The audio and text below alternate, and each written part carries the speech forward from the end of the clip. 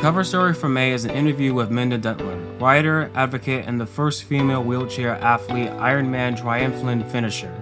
Also included in this annual mobility-themed issue are topics ranging from equine therapy to public transportation. Sign up to receive this and every issue for free at epmagazine.com. Oscar Mike Radio is a proud podcast partner of Reach Across America Radio, heard every Thursday at 11 a.m. and Sunday at 8 a.m. Eastern. They're also big supporters of the nonprofit I Got Your Six, Two Lives at Once. And with every wreath you sponsor through Oscar Mike Radio, $5 goes back to this great organization dedicated to making a difference in the lives of veterans, law enforcement, firefighters, and first responders battling PTSD. Two Lives at Once pairs these brave men and women together with dogs rescued from kill shelters. In this way, two lives are saved at the same time by saving each other. Donate now. Go to reachacrossamerica.org/Oscar Mike Radio to help. That's reachacrossamerica.org/Oscar Mike Radio.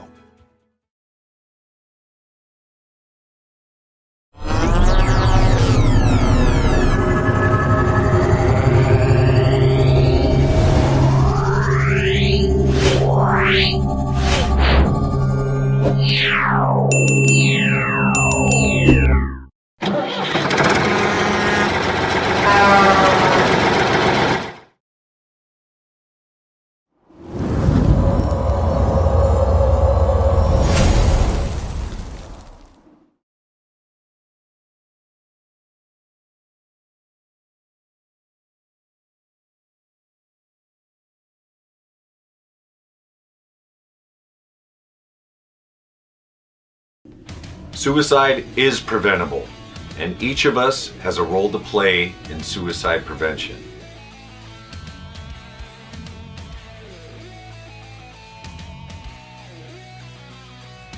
Suicide is complex. There is no single cause. And it's not always a mental health issue. It could be loss of a job or home, financial or relationship issues, pain, or leaving the military. Suicide does not discriminate. It affects all ages, races, and genders, veterans or not. If you know a veteran who is struggling, connect with them. Let them know help is available. There is quick and easy access to services in times of crisis. Dial 988, then press 1. Talking about it is okay. Don't keep it inside. Don't be ashamed. Don't wait. Reach out. Find resources at va.gov/reach.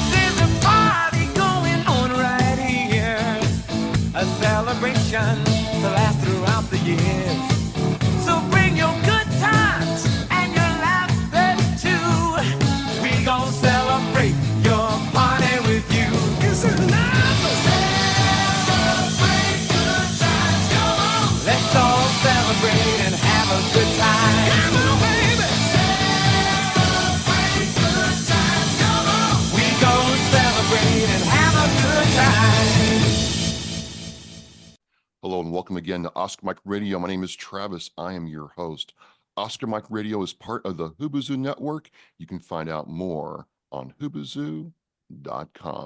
I want to thank my sponsors, Joyce Asek of Asek Real Estate, Army National Guard veteran Mark Holmes of Reapers Detailing and Power Washing, and my supporters, Exceptional Parent Magazine, Black Cat Designs, and Cason Shaving Company. And it's number 400. You know it's because Mistress Carrie is back on to add something to this show. It's been a quick 2 years, and I have also returning guest Bill Moore from Project New Hope out of Worcester, Massachusetts.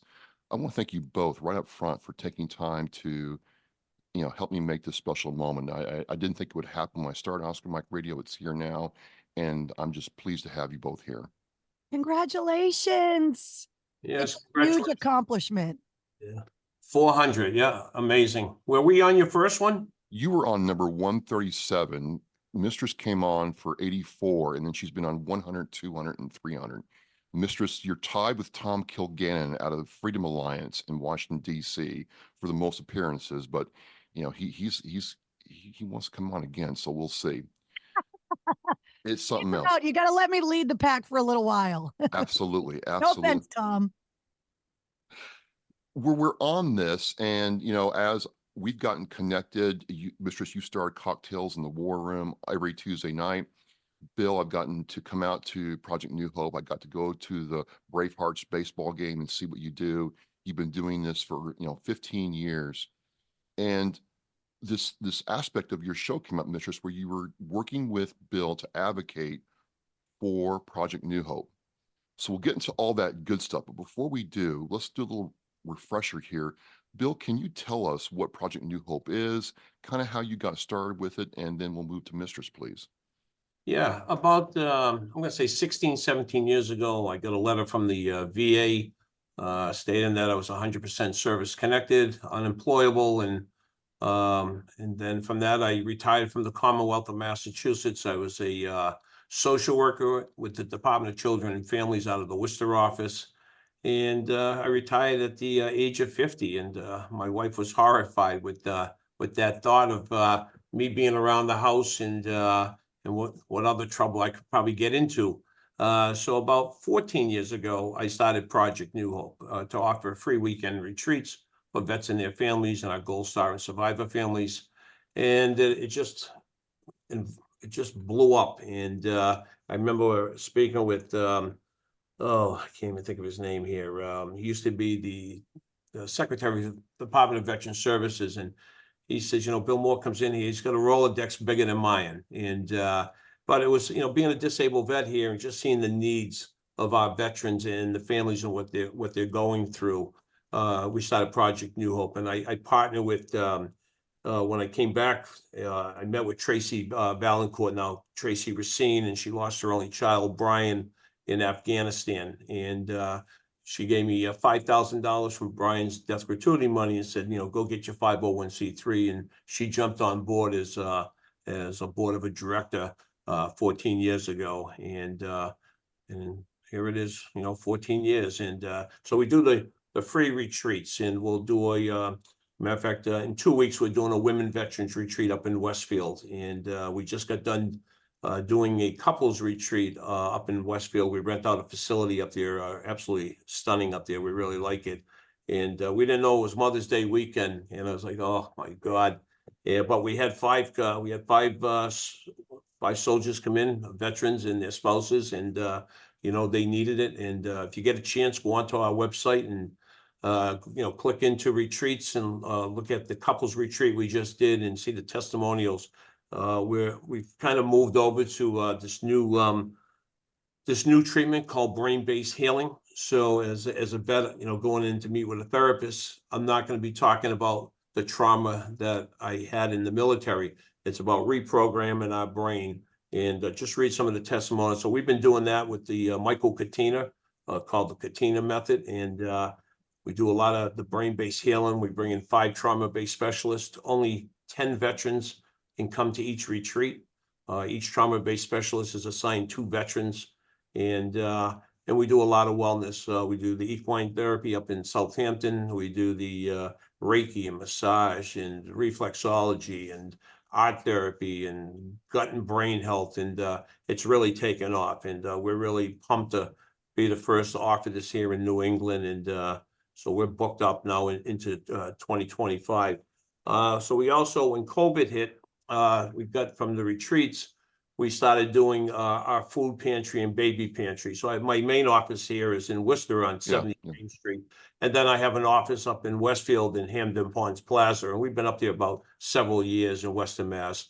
And we have a food pantry. We're doing about 400 vets up in the Westfield area. Wow, 400. Yeah, and about 200, 225 down here in Worcester, the first and third Saturday of every month. We have a food pantry here tomorrow. And I put some video up on our Facebook page of the cars lined up going all the way up the street. People are just amazed. And it's all curbside pickup. And then we have the baby pantry. It's I named it after my mom when she passed. Her maiden name was Sullivan, so we named it Sully's Veterans Food Pantry. And we carry diapers and baby wipes and formula and children's clothes and toys and car seats and everything maybe a baby would need and stuff. We also have, so that's really taken off. And then, of course, as we're growing here, we put on an operations manager. We got a case manager now following up with the veterans. And Shelby is a military spouse. And so she's doing an incredible job. She's been with us maybe about a year now. And, of course, we do the backpacks full of school supplies and, the Operation Sheep's Christmas. We did 205 families last year, 360 children. And they're adopted by businesses in the community. Would adopt this family, go shopping for the children's wish list, and get a gift card for the parents to buy for a Christmas meal, and then turkeys for vets. And so we've really blossomed in 14 years. But you got to stay busy. It's great being retired at a young age, but it's probably not good for the mental health or healthy. So, but I enjoy doing it. And my boy keeps saying about, when are you going to transition? You're going to be 67 this year. I said, listen, I'm young. So, but well, speaking of young, Mistress, you start a podcast during COVID. You start the Cocktails in the War Room family, which is why I'm all decked out in the Mistress Carrie. It looks good on you. I love the new sweatshirt. The sweatshirt is absolutely fire, Mistress. It's comfortable in the shoulders. It's like, and I like the fire down the sleeves. Yeah. I am all about it, full ham. And the way we connected was through veterans advocacy. It's not that you were a DJ on a radio station or became into podcasting and now you're on the Pike and other radio stations, but veterans advocacy has been something that's very central to what you do in and outside of the recording booth, for lack of a better term. Where did that come from? Because when you think of radio DJs or media personalities, it's not something that comes to mind right at first. Well, I came from a very long line of military family members. During COVID, my sister and I actually did some genealogy research, and we knew that it went back far. We just didn't know how far on my mom's side of the family. My dad's side is an immigrant family. So we knew when they got here, but we weren't sure about my mom's side. And we go back, we found a female relative that passed away in Plymouth in 1630. So we're still trying to figure out when they got here, but we were able to find a relative that served under General Washington in Boston. So being someone that was raised in a family of military members and first responders, it was always something that the family's military history, that they were very proud of. My great-grandfather on my mom's side served as a private in the Army in World War I. His son, my grandfather, was a radio operator in the Navy in World War II in Korea. One of my adopted uncles was a LERP in Vietnam. My father-in-law was, or is, a retired Marine that served in Vietnam. I've got cousins that served in the Navy. My husband is still active duty Marine Corps. So it was always instilled in me that everyone had a part to play. My dad had been drafted to Vietnam, but because he was running the family business and was the only child that was over 18 that was able to supply income for the entire family, they wouldn't let him go. And it was something that my dad, because when he became a firefighter, he worked so closely with so many veterans. He had a lot of guilt. that he didn't serve. And he, was a professional firefighter his whole career. And my mom was a nurse for 50 years and did a lot of her nursing training on Fort Devens, which back then was an active duty Army base that had Green Berets on it. And so it was just always instilled in me that everyone has a part to play. I'm not medically eligible to serve myself, even though the Marines tried to recruit me out of high school, but I had some nerve damage in my leg from a tumor that I was born with. And so the military wouldn't take me. Not saying I would have gone, because I have a slightly rebellious streak in me, as we all know, but it was always really important to me to do my part. And so when I started on the radio before 9/11, I did a lot of work with the National Guard, and we would do events, and they would send me down to the Cape and compete in competitions and put me on the obstacle course to get the purple haired DJ out, trying MREs and all of that kind of stuff. So I had already started working with the military pre 9/11. When 9/11 happened, we were all on the air in the studio, and we were all very aware in that moment that our generation was going to experience wartime, because every generation in some way, shape, or form does.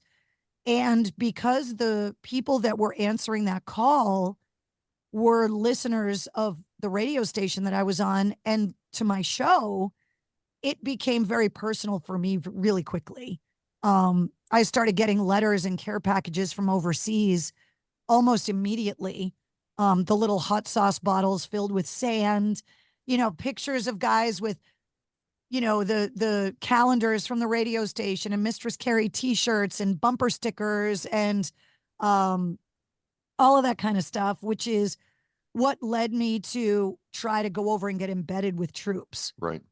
Which I did in 2006. I was the first non-news journalist to get embedded with U.S. troops in Iraq. In 2011, I went back overseas and got embedded again with troops, not just from the United States, but local troops from Massachusetts in Afghanistan. And I promised those guys, at the time I was embedded with the infantry and there weren't women allowed in the infantry at the time, excuse me, that if they had my back there, that I would always have their back at home. And so now, more than ever, the work that I do, while I was always grateful and always wanted to do my part, I feel like now, since I've come home from those trips that were life-changing for me, that this is my way of giving back to the guys that, quite literally, without trying to be sensational in any way, would have literally taken a bullet to protect me. And before I got there, they only knew that I was a DJ on a radio station. Now, so many of those guys are my best friends in the world. So I look at it like my responsibility to do as much as I can with my life to try and make sure that they get everything they need, and also to make sure that there are systems in place for the next generation of veterans, because as we all know, the world at any given moment could cash that check that anyone in the military is signed that says, I'll go anywhere and do anything you ask. And so that has been a passion of mine for my whole career. And it's something I'm incredibly proud of. And when people say to me, oh, well, I thought this would interest you because I know how much work you do. Or, when my career is just as known for my veterans advocacy and my work with the military as it is for the rock stars, that to me is a testament to the fact that I've made the right choices in my career. I'm very proud of the work that I do with the military and our veterans. Absolutely. Bill, going back to you, you're not able to advocate like you have for so long without relationships and support. And a lot of nonprofits miss that. They want the accolades and the social media engagement and the attaboys, and don't realize you have to develop meaningful relationships to continue your mission. What has been your thought on that, and how have you stayed true to your mission, but also developing and bringing in new people to keep in Mistress's words, the next generation of veterans served and advocated for? Well, I think my wife's been with me since the beginning, 14 years ago when I started Project New Hope, and she serves on the board of directors. And they call her Saint Donna. I guess that's for living with me. But it's developing those relationships. We got a great relationship with the Mass National Guard. General Rice and General Keefe and all of them. And we're just doing just developing, being a disabled vet is one. When I remember when I got out of service in 1980, I remember going down to the old Donahue building downtown Worcester. It was dingy. You'd walk in on the first floor, and there really wasn't a lot of benefits like are afforded to the veterans, we'll say from 9/11 on. So it was a long road here. And so I didn't want to have my youngest daughter, one of my daughters, served 6 years in the Air Force with the 102nd Intel Wing down Cape Cod. So that's sort of a passion of mine here is we just started the Central Mass Women's Group for women veterans, so they have a voice. And I'm also the commander of the Vernon Hill American Legion post in Worcester. And when I went in there as commander, we only had one female veteran. And so I just finished my second year, and I just got voted in with being initiated in on Monday for another 2 years as commander.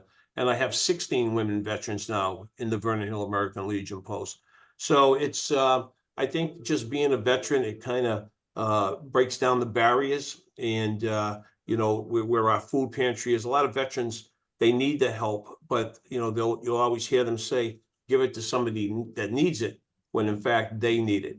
And I think a big thing with us when we started is that we would not report back to their command, or we would try to get them mental health services with somebody that took TRICARE because they don't trust going to the VA or to the vet center. But that whole thing has pretty much changed. The VA, they do incredible work. I go to the Worcester VA, and the people, the professionals up there, the nurses, the doctors, they do a great job. And but just developing these relationships. Mrs. Carrie, we go back a long time. And matter of fact, she did a podcast for a recruitment for us up at the Vernon Hill Post. Was it last year or 2 years ago? My God, the last 4 years are such a blur. I think it was 2 years ago. I think it was 2 years ago. Yeah. Which was wonderful and stuff. But I can't do what I'm doing if my family, my daughter is a retreat host for us, and my other daughter served on the board, who was in the Air Force. She's off now. She's got the baby. I shouldn't say baby, just turned 8 years old. But it's my family, so they're invested in it, and we all come from like Mistress Carrie. My dad was Navy, my uncle was Army, my younger brother was Air Force, I was Air Force, my daughter was Air Force. It's so it's just you look at the family history. We've always served our country and stuff. And so I just think it's important for me here. It's my way of giving back. And I always do my PSA, and I've been trying to talk to the younger veterans here, because it seems like a lot of the veterans from 9/11 on are not joining, like the American Legion, the DAV, the VFW. And that's sad, because I look at it, when my father's father was in, and he fought for veterans benefits. And then my dad, Korean War Navy veteran, fought for those benefits. And now here I am in fighting for those benefits here. And then we can't get these veterans to join. Well, in Washington, when they want to cut the budget, who do you think they're going to cut? They're going to go after Social Security, and they're going to cut the benefits for veterans here. And that was floated last year, right? They were floating cutting VA benefits. Oh yeah, absolutely. And and what's important about it is it's like $40 to join, but we're stronger in numbers. Yeah. And it's that voice, and we need to continue that voice, because when these young soldiers and sailors are my age at 67, and they're saying, hey, what happened to our benefits here? Well, you have nobody to blame but yourself, because you didn't join the VFW, the DAV, the American Legion. So I always do my PSA on that, because I'm just passionate about, because we don't want to lose all the gains we made here. And they hear us in Washington. And but if these guys and women don't join here, those benefits will be gone in 10, 15 years. Yeah. Speaking of voice, Mistress, I moved to Massachusetts, and I'll tell you honestly, Bill, and Mistress, I first pronounced Worcester Worcester. Everybody does. And I was like, you freaking retard. What are you saying? It's Worcester. Anyway, I do all that, and I'm flipping through the radio station because I'm a metalhead, and Yuma was bereft of metal. We had the Mexican radio station that played metal, and I hear this voice, and I'm like, okay, this is different. This is cool. And it was your voice, Mistress. And through all the years, you make a connection through the power of the voice. So we get to podcasting, and you create a podcast, and you're starting to use this podcast to engage with people who don't know about music, and you've had veterans on to talk about different issues and their stories. What is it about a podcast and your podcast that you have found that you can, join with Bill and what he's doing to promote what he's doing, to support what he's doing, but also educate a different type of veteran that's not really, looking to join the DAV or American Legion, but your podcast can kind of bridge that gap, but also support them at the same time. It's a really interesting time for our craft. Well, my relationship with Bill goes back a long ways, and it needs to be said that our introduction came through Project New Hope being willing to sponsor a deployment reunion for the guys I was in Afghanistan with. Okay. And those guys came home from their deployment. We lost some guys at home.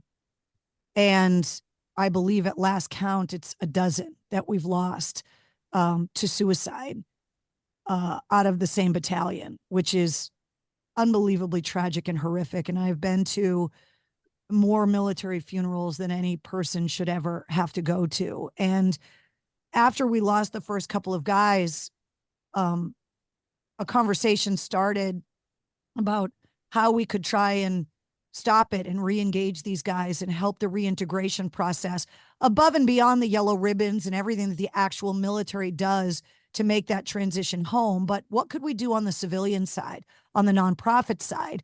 And so I got introduced to Bill because they were willing to host a reunion at a campground to try and get these guys together to swap stories and fish and sit around a campfire. And so that's how I met Bill. And that was over a decade ago. It was probably within the first year or two of Project New Hope being an entity. And that was a relationship that sustained through my previous radio career, which that station, WAAF, got sold in February of 2020. And then obviously COVID hit. And I, like a lot of people, wanted to continue to do what I do. I just needed to find a different way to do it. And so I built a studio, MCHQ, where I am, launched my video show, Cocktails in the War Room, and then also launched the Mistress Carrie podcast. And I think the difference, and I love both, which is why I do both simultaneously, radio and podcasting. I think radio is a great way to immediately connect with people and to entertain and inform simultaneously and to develop a community. The beauty of podcasting is that it really is convenience and built around the schedule of the listener.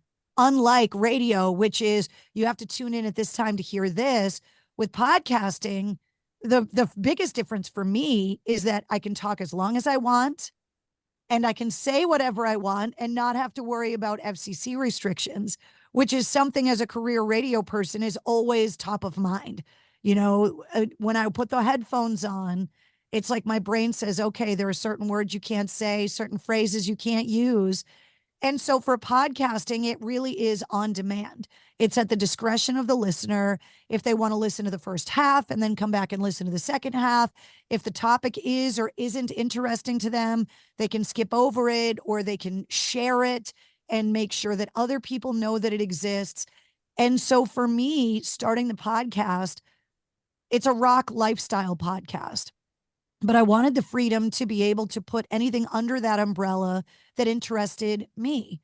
Because if it's interesting to me, it's interesting to my audience because they're interested in me and I'm interested in this. So it all works together.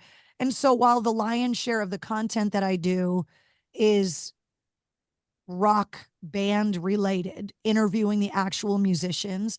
I also interview the roadies and the instrument manufacturers, but I also talk a lot to the artists, many of whom, and I don't think there's ever been a study on it, but I'd be really curious. It is staggering to me in the last 4+ years since I launched the podcast, how many rock bands are children of veterans, Really? which I never put two and two together. And there are a lot of them.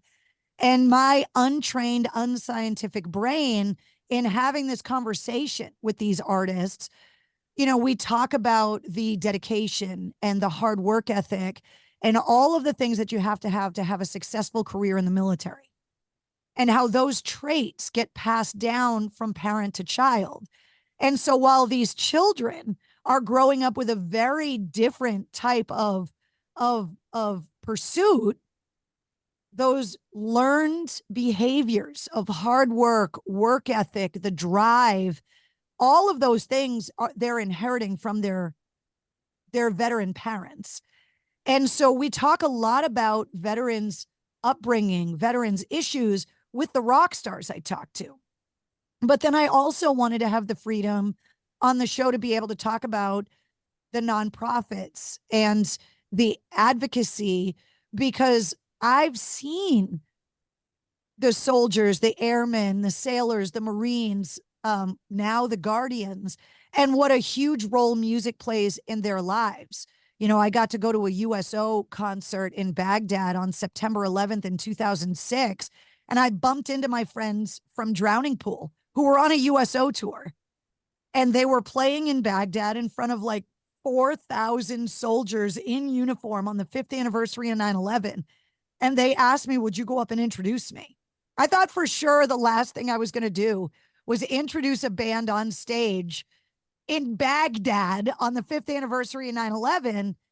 And doing that, watching that show, I saw the impact, the escape, the drive, the motivation that the music gave to our troops while they were overseas. And so anytime I interview veterans or anyone that's involved in veterans advocacy, there is always a common thread of music woven through that the artists want to support the philanthropic endeavors. The artists were raised in veterans' families. So many of the bands that I talked to, from Shinedown to Drowning Pool to Three Doors Down to Five Finger Death Punch, Aaron Lewis from Stained, have gone overseas and performed on military bases in war zones for our troops. And so to be able to pick and choose what to talk about, and to be able to do it in a long form way. When you do radio interviews, sometimes it's like, okay, well, you get the artist for 10 minutes and the record company's going, okay, well, make sure you talk about the new song, or you talk about the album, talk about the concert.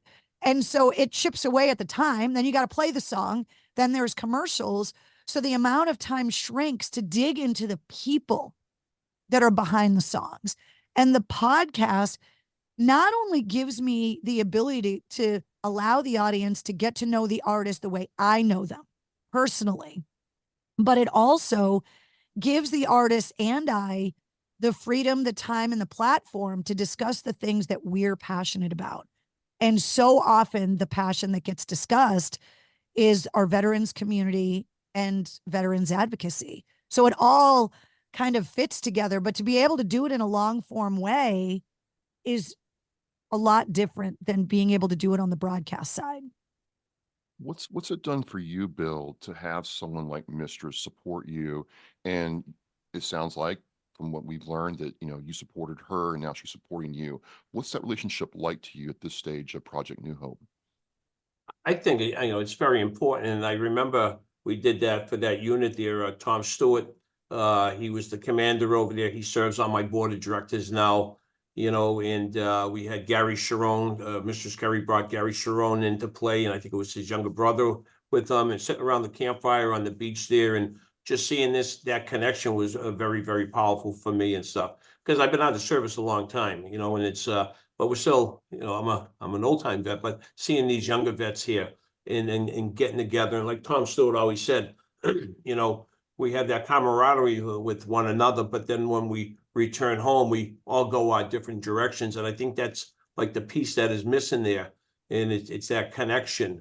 And that retreat, we did a couple after that. And I think even that when we did that, Mistress Carrie, that we saved the soldier there because he was kind of off by himself, and we engaged him and, got him the services there. So it's very beneficial because she has the voice, and she can get our message out about some of the things that we're doing, and a lot of other great nonprofits serving our veteran community here. So it's very important. And I think you talked about it briefly before when we started here, is to develop these relationships. And so we're going on, I've been here 14 years here, and and that it's great. And it's I think it's very important here. It's, we got to get back to this communication with one another. Everything is, the iPhone here, and even with our children, they don't have. I'm an Android guy, Bill. Oh, yeah, okay, all right. But they don't have that connection. Everything's an iPad or this or that here, and but no, I think I just I really, when I want to push things out,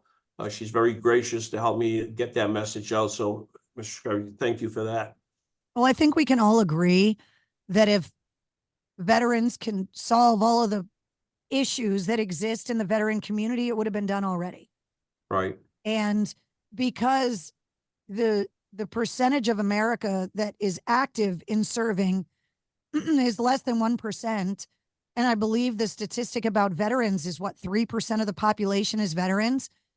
So the other 97% have work to do and have responsibility, because we are benefiting from the freedom to be able to pursue what it is that we do because of our veterans protecting that right for us. And so it's very important for me, having never served but raised in a family of veterans, and now married to a active duty Marine, that anyone that's not in uniform has to find a way to get involved and to use whatever it is that they do. I started a Facebook group called Mistress Carrie Veterans Rock on Facebook, and it was for the sole purpose of galvanizing veterans so they could talk to each other, to give people a platform to specifically share veterans organizations, to be able to go and ask questions, but also for civilians to be welcomed into a community where they could learn how they could help, how they could ask questions. For example, a civilian member of the group said, I have an old tattered flag and I don't know what to do with it, and just posted up in this Veterans Rock group. And all these veterans, to your point, Bill, about the Legions and the VFWs, told this person, this is what you do with your flag, and we'll take care of it for you respectfully. And then there have been veterans that have gone on there and said, hey, has anybody had any luck filling out this form for these benefits? Or I'm a veteran and I just started a new business and I'm trying to get the word out. Can you guys help? Or I volunteer for a veterans nonprofit. We're having a fundraiser. Is anybody interested in going or donating? And so this group is trying to bridge the gap. When people see me, they don't necessarily assume by what I look like that I'm involved with the military as closely as I am, because I don't blend. Yeah. And so I describe the work that I do as kind of being a bridge or a translator, that I'm closely connected to the military and the veterans community, but I'm not a veteran myself. I'm not a member of the military myself. So I understand where civilian confusion may come from. If someone was raised in a family that didn't have anyone in the military and they don't understand why, I think a lot of civilians think that you serve, you're a veteran, and everything you need, the government is going to take care of you. I think there are a lot of Americans that pay their taxes and think, I'm paying this much out of my paycheck. Of course our veterans are getting taken care of. And they're not even aware of the struggles that the veterans have to fight for benefits, to qualify for benefits, to the paperwork required.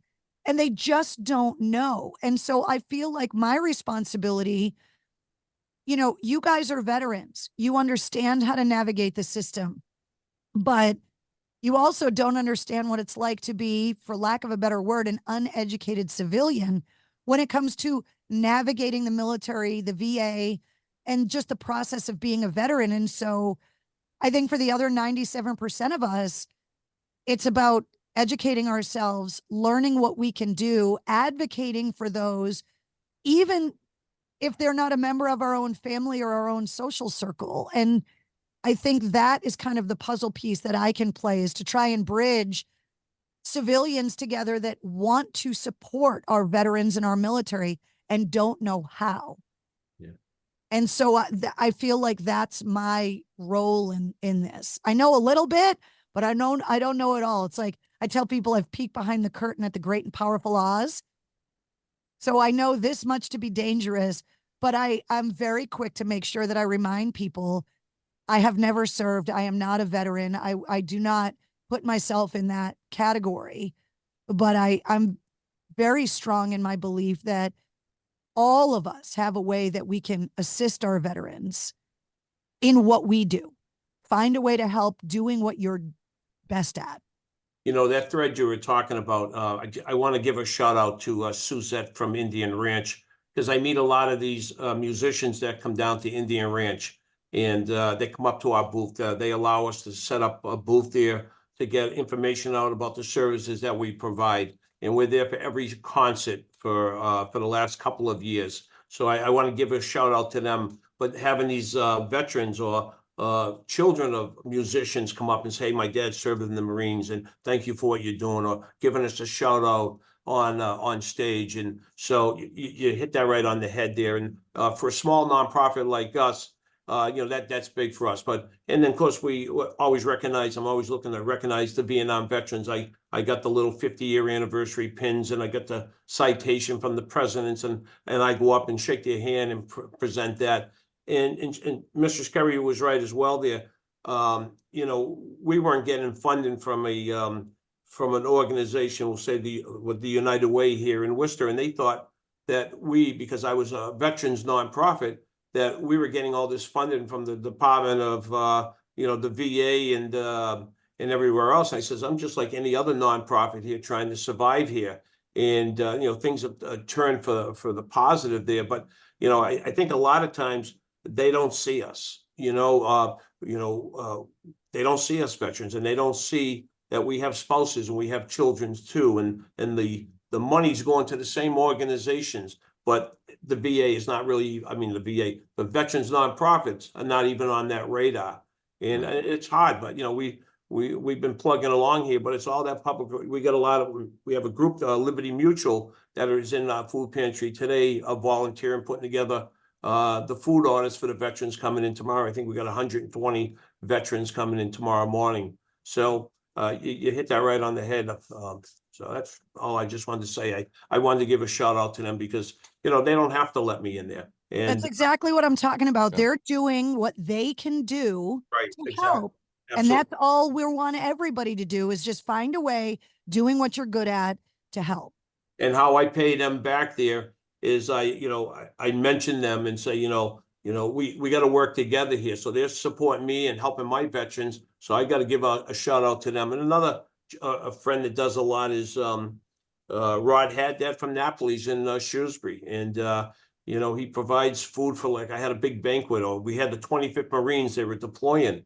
And I says, Rod, we're going to cater this event here. And he said, well, what do you want? And I wrote down everything. And I says, what's this going to cost? He says, don't worry about it. He says, I'll talk to you later here. And, he never sends me an invoice. And the food that we provided up there. So I got to give Rod Haddad from Naples a shout, because, he didn't serve, but this is their way of giving back. And we can't do what we're doing if I don't have the volunteers. So if anybody in Central Mass or my office up in Western Mass, in Westfield, Hampton Ponds Plaza, they want to volunteer for Project New Hope, we'd love to bring you in. And we have a lot of disabled adults that come in from the group homes that they're in there, and they come and they fill the bags up of snacks and stuff, to get them out in the community. And we welcome that. They're part of our community. We get donations, and I take care of my veterans first and my active duty service members, but we want to be a good community partner. So we put our extra stuff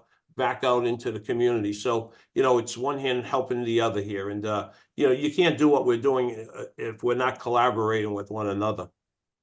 Well, speaking of collaboration, speaking of, what you're doing now, what's coming up for you both in terms of supporting each other or veterans advocacy for, the podcast Mistress and for what you do, Bill, with Project New Hope?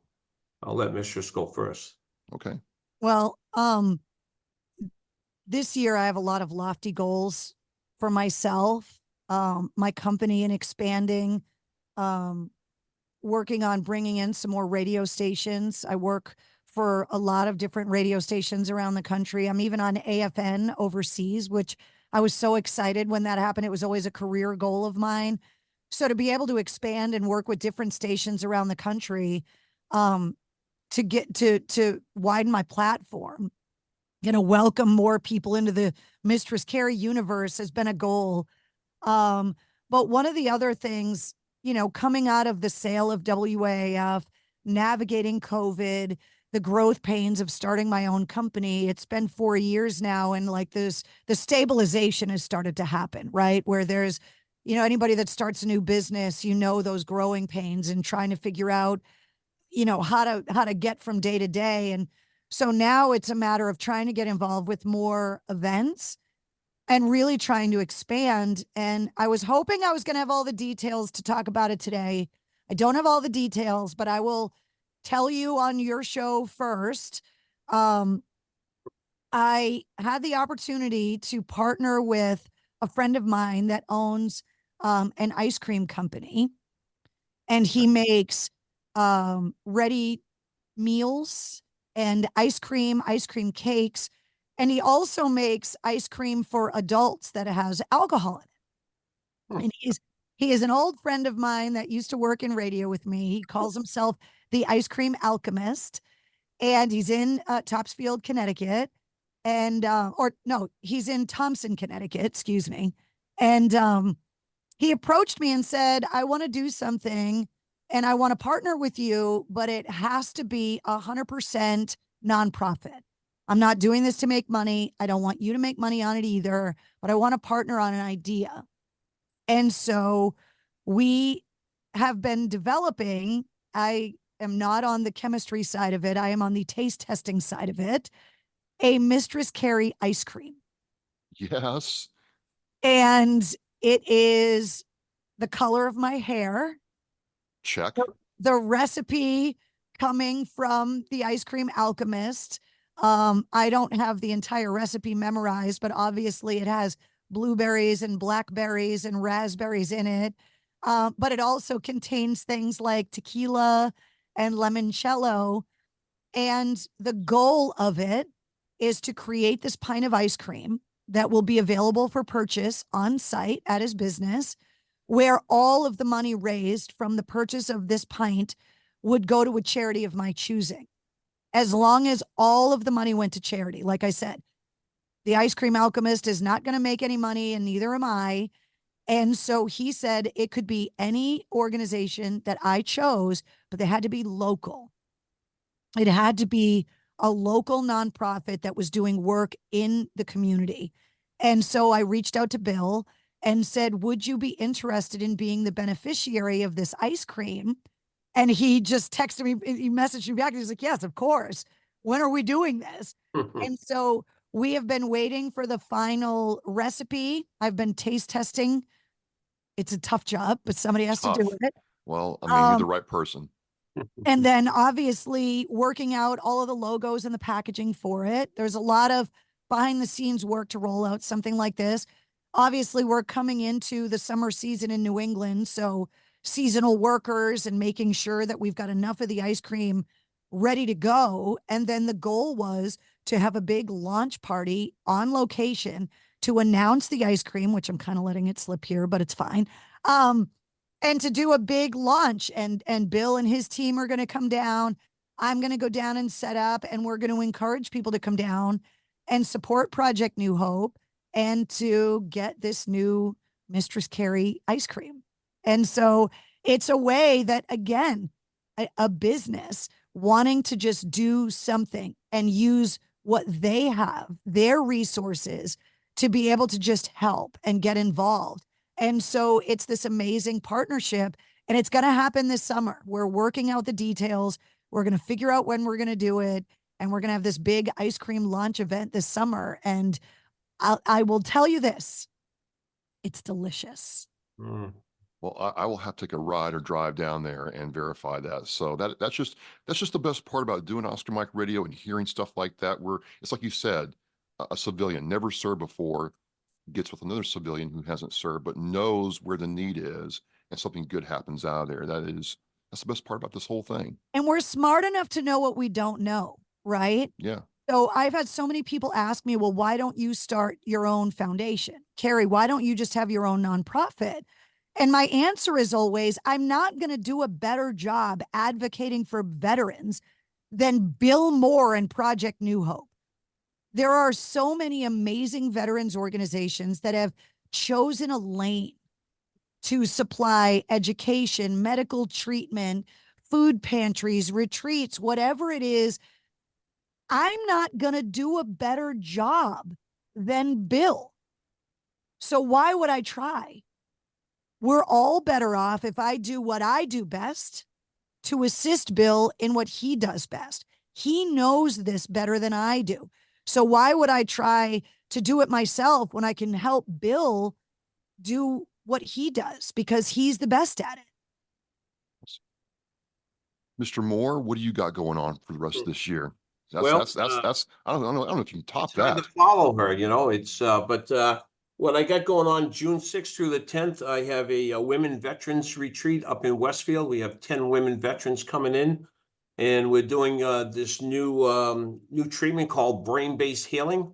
So instead of going in and talking about my PTS and the trauma that I suffered, it's to reprogram our brain. And I would just tell your listeners just to go to our website, projectnewhopema.org, and click into the retreat button and read the testimonials and see the pictures of these retreats here. Incredible healing going on. And the other aspect is the wellness, the equine and the massage and the Reiki and the yoga and everything else there. So that's going to be June 6th through the 10th. That is filled to capacity, and we have a waiting list for that women veteran retreat. We're doing a men's healing retreat, the same thing, the brain-based healing, November 7th through the 11th. And I think we can take 6 more people registering. And again, I would direct them to the website and read the testimonials from the one we did last November. It's unbelievable.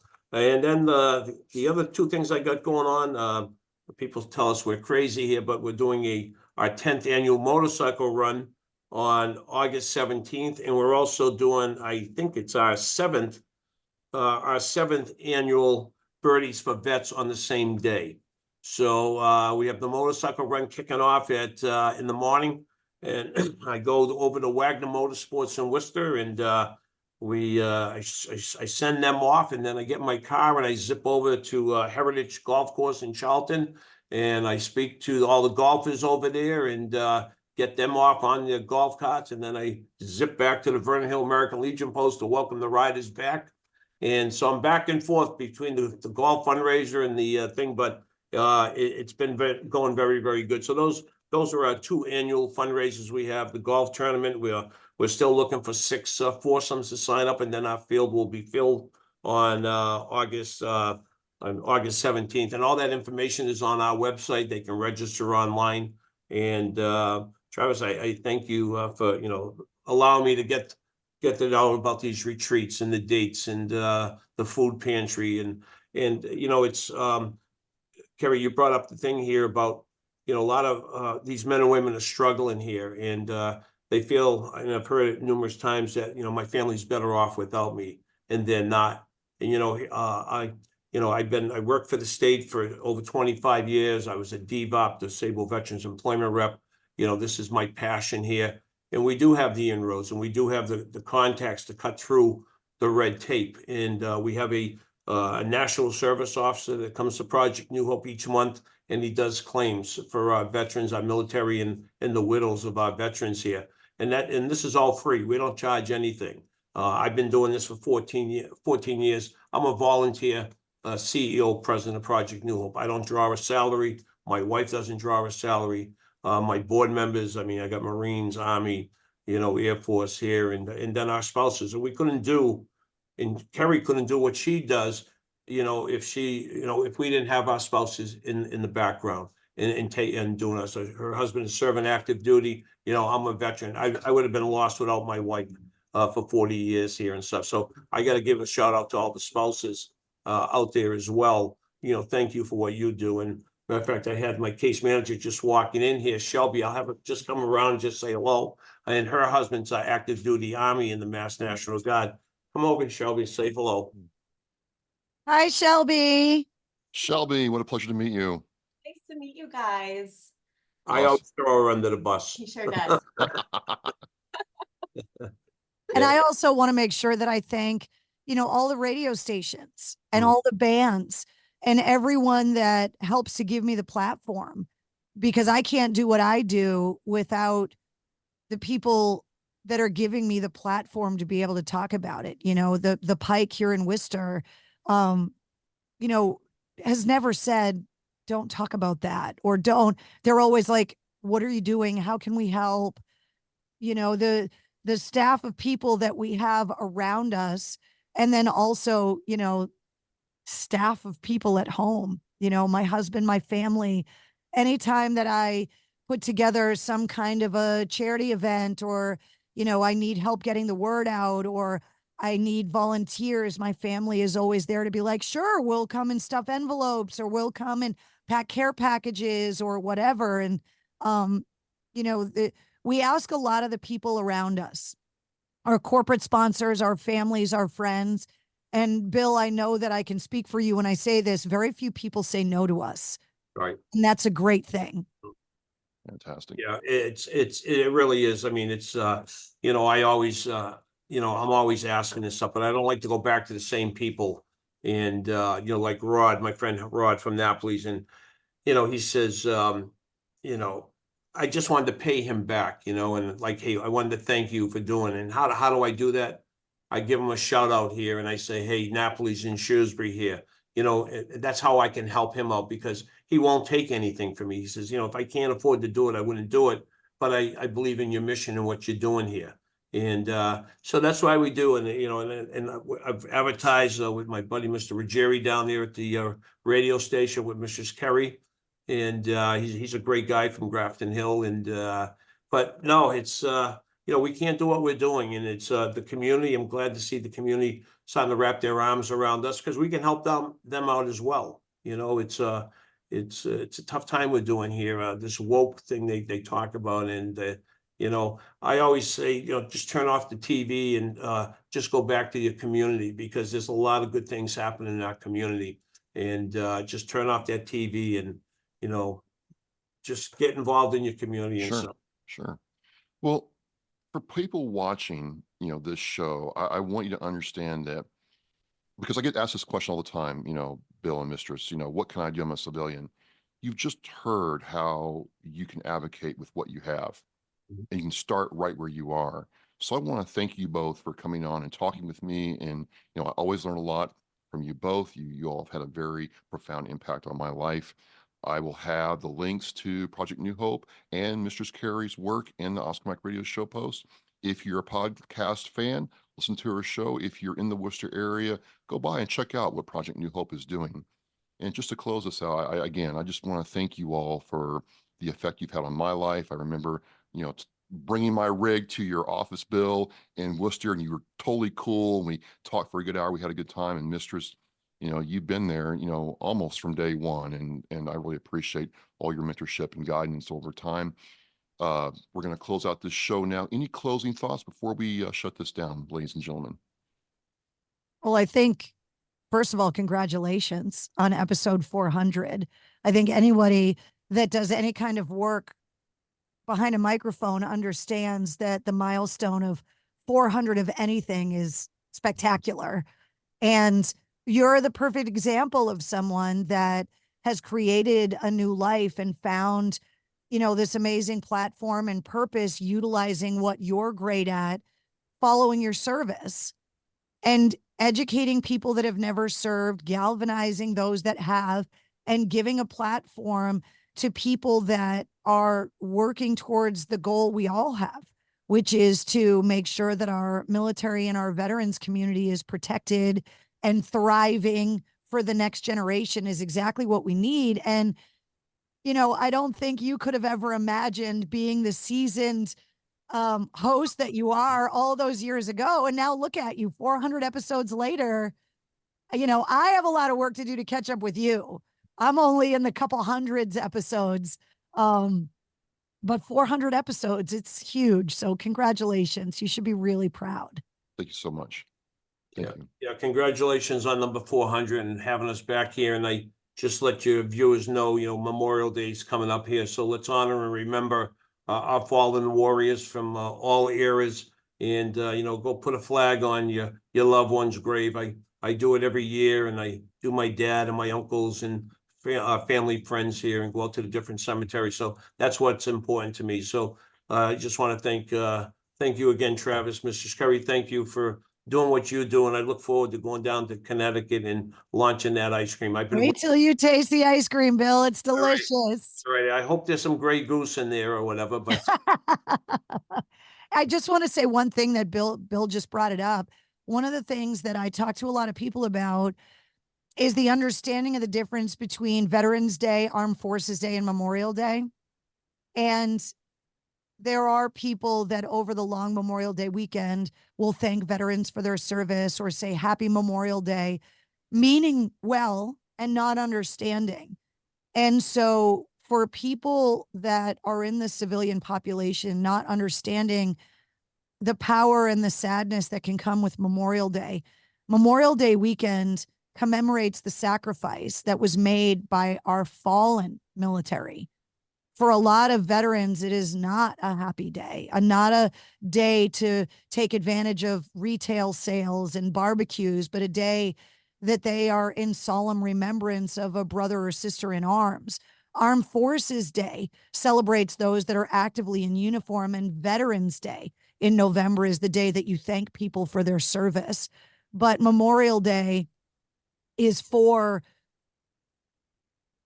commemorating that sacrifice and remembering the families that have lost their loved ones, remembering the battle buddies that are missing that piece. And so just for civilians that are listening that may not understand the difference, there are distinct differences in those days. And so saying Happy Memorial Day or thank you for your service over Memorial Day weekend may not be appropriate. And I think a lot of people don't know that. So I just want to make sure that we said that. yeah, absolutely. Well, this show will drop the first week in June, but this message is appropriate year long. And, you know, this show's called Oscar Mike Radio. You have Bill Moore and Mistress Carrie, who are truly Oscar Mike. That's military speak for on the move or on mission. I want to thank you both again for coming on and sharing with me and sharing in this moment. And as we say in Oscar Mike Radio, we're mission flight. Thank you both. Thank you, Travis. I can't wait for 500. We're going to party. It's going to be a party for sure. So, party first next month. Yes, sir. All right. Bye-bye. Take care. Remember, Honor teaches our mission. We care about it and we do it every day. But I think there are things that just hit you and give you a reason to go on. The theme for our 2024 for Reach Across America is Live with Purpose.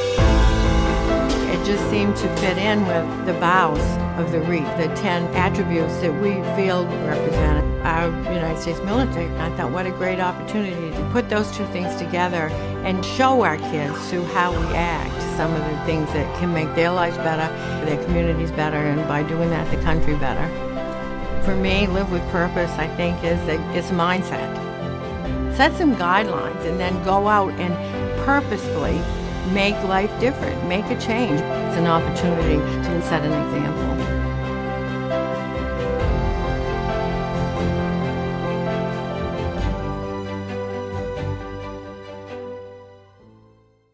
Thank you for listening and watching Oscar Mike Radio, where our active duty service members and veterans are in action and the mission is in flight.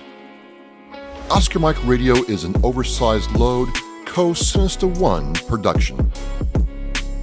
If you are a veteran or know a veteran who needs help, please dial 988 and press 1 for the Veterans Crisis Line.